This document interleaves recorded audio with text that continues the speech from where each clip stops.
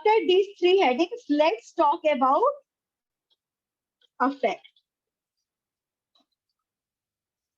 What is the difference between affect and mood? Mood is longitudinal. Affect is cross-sectional. Right? What I meant by longitudinal means mood is sustained feeling over time, right? So it is a sustained feeling tone that prevails over a time, whereas affect is what the patient is feeling at that moment, right? Okay, what you will see that how we say uh, depression, depression, dysmania, hypomania. What are these? These are mood disorders or affect disorders. Yes, Mood disorders. right. Mood disorders, right? Whenever we say depression, we say, okay, he has been having low mood, decreased energy, and other stuff for the last 15 days, right? We write like this, no? When we read the criteria, for the last 15 days, these should have been present. In mania, for last 7 days, these mood symptoms should have been present. For these many days, these symptoms should have been present, right? So, mood is the sustained feeling that is present over time, right?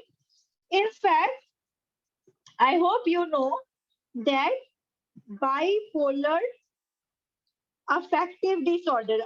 Now, what they are called as earlier, they were called as bipolar affective disorders, but they are no more called as bipolar affective disorders, but are called as what? Bipolar. Anyone?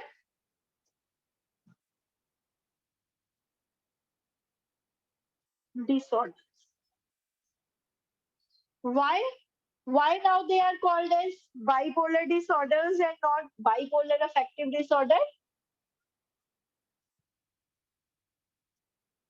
Because in bipolar disorders, we are not talking about affect. We are talking actually about mood. That's why the word affect has been removed. Right? Yes? Yes, ma'am. Okay. Right. So, so affect is the cross-sectional thing the person is feeling at the moment. Mood is the longitudinal state. Right? Longitudinal feeling that is present over time. Right? Cross-sectional. Right? So how you assess the mood? By basically directly asking the patient. Whereas many a times you can assess the effect of your own also, right? So when in MSc we are describing like subjectively, objectively, how the subject is feeling, it means we are basically talking about the mood, but how objectively, how you are able to access. Okay, so subjectively the patient is saying, I am feeling sad, but objectively you might see him, okay, he is appearing very cheerful and happy, right?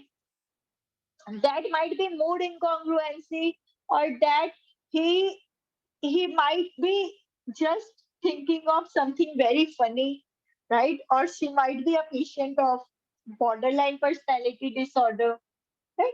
So, uh, uh, when we assess subjectively, it basically assesses the mood, and objectively, it basically assesses the effect, right?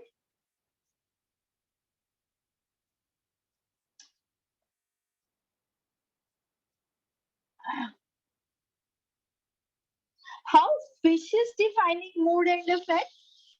In fish, mood is described as pervasive, sustained emotion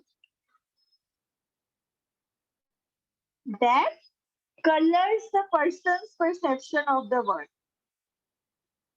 Person's perception of the world.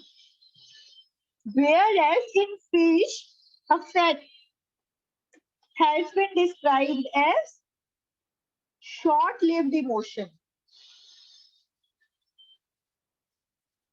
or person's present emotional state.